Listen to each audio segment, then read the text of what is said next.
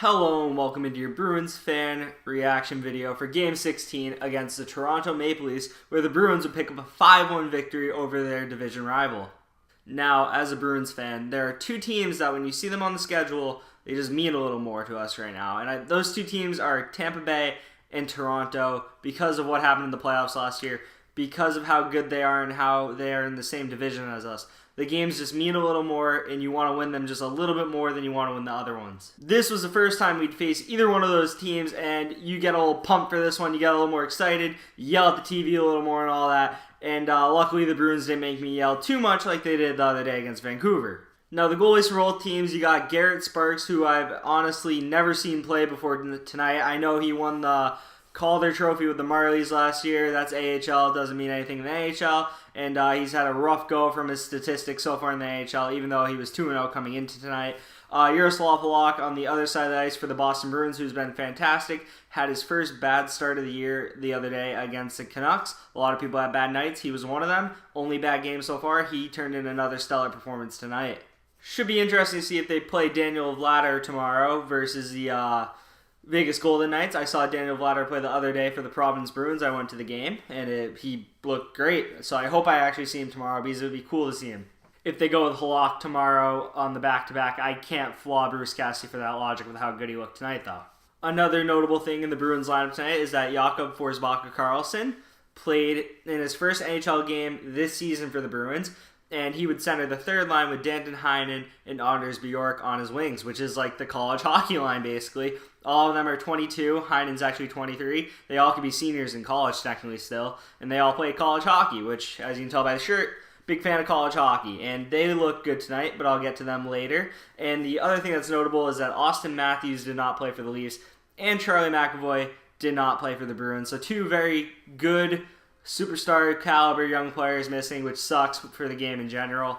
And even is a little, but still, you'd like to see both players play tonight. Also, William Nylander's somewhere in the universe. I don't know where. Leafs fans can tell you about that in the comments or something, but I don't want to touch on that at all. Okay, so the Bruins start off the game pretty awful. Yeah, they looked terrible to start the game. The first 10 minutes were pretty bad, and I thought we were in for a rough night defensively like we were against Vancouver, but luckily we held them off for the first 10 minutes. Steven Camper interfered with Josh Levo, and the Leafs had a 9 shots on goal power play, which is ridiculous. The Leafs at one point were leading us in shots 15-2, but one thing they didn't do is outgoal us in this period. So the Bruins get an offensive zone face-off, and the Leafs win it back to their D-man, their star D-man, Morgan Rielly, who would have a pretty rough night.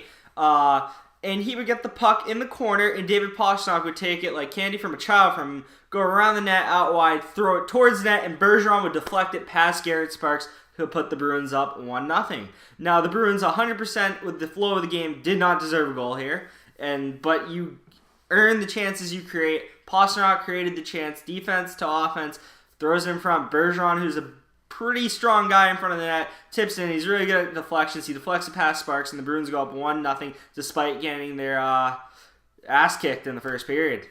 The shots in the first period would be 20-6 in favor of the Leafs. The Leafs really had a great first period, but just could not find the net. And sometimes it's like that. Sometimes it just is like that in hockey. You do all the offense, you do everything you can except put the puck in the net. And granted, they had some good chances. I wouldn't say they had an A+ like Halak robbed them chances, but they had some good chances. Halak just held the fort, and we survived the first period and got away with a 1-goal lead. So the second period would start off with Zach Hyman taking an interference call, and the Leafs would kill off the penalty here. The Bruins, however, the first line would strike again shortly after this. So the Bruins would strike when Bergeron hits up Pastrnak with a cross-zone feed where Pastrnak one-times at top shelf, and he swings out of his shoes here, falls because of how hard he swings, and it's past Sparks before he even knows it's like coming at him, really. Bullet of a shot, and the Bruins go up 2-0. I'd say the flow of the game changed definitely in the Bruins' direction after their first goal, and it was all Bruins, well, I shouldn't say all Bruins, but the Bruins were controlling play and were the better team after the first goal. It kind of felt like the Leafs were demoralized, and this was just the start of the Bruins scoring tonight. The Bruins would get another power play in this period when Martin Marincin holds Anders Bjork, and this would lead to some more first-line dominance from the Bruins on the power play. This unit really gets it done, and you'd have Bergeron to Marchand to Pastrnak backdoor, and Pastrnak would put it in for his second of the night and 14th on the year, leading the league in goals. In watching the game, I'm kind of in a little disbelief because it kind of looks like the Leafs just are getting pushed around by this first line, and you really think a team of the Leafs caliber, especially with like defensive forwards like Kadri and Hyman, you'd think like they'd be able to not get pushed around as much as some other teams, but the Leafs back end isn't as good as they would hope it would be, and the Bruins first line ate them alive tonight. The first line players, not necessarily on the first line because this is a power play, but any situation, the first line was winning the puck battles. They were winning all over the ice. All they were doing was winning tonight. Brandon Carlo would later in the period go to the box for roughing Kasperi Kapanen. As much as you hate to see penalties like this be taken, at the same time you like to see a guy like Carlo who gets criticized for not being strong and physical sometimes. You like to see a guy like that be physical, even though it was in the wrong situation. You'd like to see in other spots, but at least he's trying, and that's all I can say here. A for effort, good for trying Carlo. Wrong time, though. You didn't need to push Kapanen another time. You were just asking for it. But you go to the box, and even though this goal by the Leafs isn't scored on the power play, he was like 1 foot out of the box type of, it wasn't on the power play. It was essentially a power play goal. And it was Mitch Marner to John Tavares, and John Tavares puts it basically in on an empty net because the point man made a great cross-zone pass to Marner, and Marner made another great cross-zone pass back the other way, got Halak moving, so he wasn't adjusted to Tavares. That's why he had an empty net, because Marner's pass threw him completely off. He had no chance of getting back, and Tavares puts it in on the empty net. The Leafs power play unit will do that too. They're very good. Technically, they're 0 for 3 on the night, but really they're 1 for 3, and if you watch the game, you know. Going into the third period, the Bruins were up 3-1, and I had pretty good confidence that they would come away with the W in this one, and they would prove my confidence right. One notable thing that happened was Kasperi Kapanen high stick John Moore in the face. I don't think he meant to do it, but he caught John Moore right in the mouth. Did enough damage to the point that they called it a double minor, so the Bruins got a 4-minute power play that would continue even if the Bruins scored on the Leafs. So the Bruins would take the puck into the zone on the power play, and Brad Marchand and David Pastrnak would have a beautiful give and go through traffic. David Pastrnak gives it to Marchand. Marchand waits, throws a pass, cross zone to Pastrnak, and Pastrnak puts it in the net behind Garrett Sparks, and the Bruins would go up 4-1, and you can throw those hats because it was a hat trick for David Pastrnak, his second on the year, his 4th of his career. The kid's money, and he's having his best year to date by a mile. 15 goals in 16 games. And someone tell me if that's good. I think that's pretty good. And who doesn't love a little pasta? In all seriousness, though, when the first unit is on, the first line, the first power play unit, when they're on, and there was no stopping them tonight, man. They went off, and Toronto was a helpless victim tonight. The Bruins would strike again 26 seconds later, and this one was by the second line this time, not the first unit. Nordstrom would chip at the boards, and David Krejci would go and chase down the puck. It was picked up first by Morgan Rielly, and for the second time this game, a goal is created by taking the puck off Morgan Rielly on the boards. This time, David Krejci takes the puck off Morgan Rielly, gives it to Nordstrom. Nordstrom takes it in. He's looking for the shot. David Krejci cuts in front of him, and he shoots as he cuts in front of him, uses his screen effectively, and it beats Sparks for the Bruins to go up 5-1. Steven Kampfer would take his 9 billionth penalty in the last 2 games by slashing Kadri. The Bruins would kill it off, and they would pull out the 5-1 victory over the Toronto Maple Leafs. It feels better to do it against Toronto or like a Tampa or one of those teams. It just feels a little bit better than being tin cans like Detroit. This is the best win so far this year. Just a great response versus Vancouver. And when Toronto saw Vancouver kill us last night, They probably should have been a little nervous because the Bruins respond very well from ass kickings. When we receive an ass kicking, we tend to respond very well. As happened early in this year when we lost 7-0 to the Capitals, we responded by shutting out the Sabres.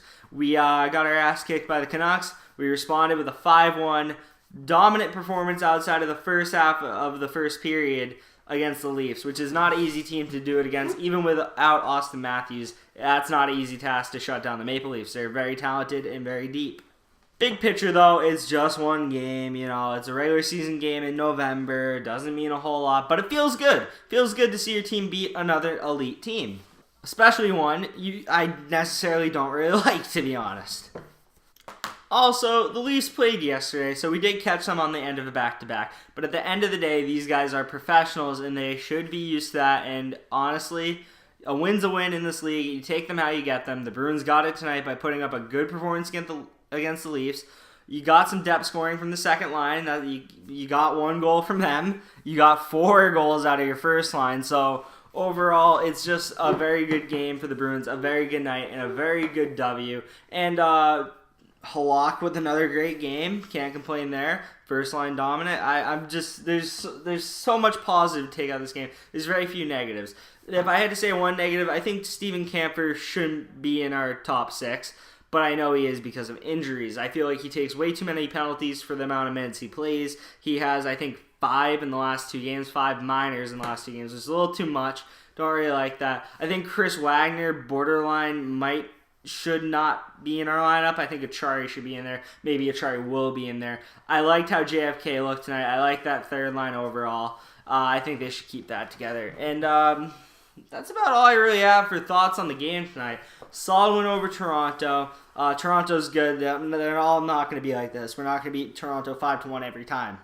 But I think that's all I'm going to leave you with tonight. Just enjoy the victory, guys. If you're a Bruins fan, enjoy the victory. And if you're Toronto, keep your head up. Keep your head up. You're a good team. You know this is just November. It doesn't matter. It feels like we're on a collision course for a playoff series again. It really does. I'd be surprised if we didn't meet in the playoffs, to be honest. So you guys should just, not think about that. But I'm going to enjoy this win. But not for long, because the Bruins play tomorrow against Vegas. So quick turnaround, 2 videos in 2 days. It's kind of a quick turnaround for me as well as having to make this video. And nonetheless, I enjoy making the video, so whatever. But I'll see you guys next time. Leave a comment down below. I respond to all of them. Hit the like button. It's a thumbs up button. Show us some support. Hit the subscribe button if you like my coverage. Even if you're not a Bruins fan, maybe you just want to see how the Bruins do. Maybe we get blown out. You want to see my thoughts. Maybe we kill someone. You want to see my thoughts. Something interesting happens as a team. Come see my thoughts. That's all I have to say to you tonight. Good night. Go Bruins. And I'll see you next time. Peace.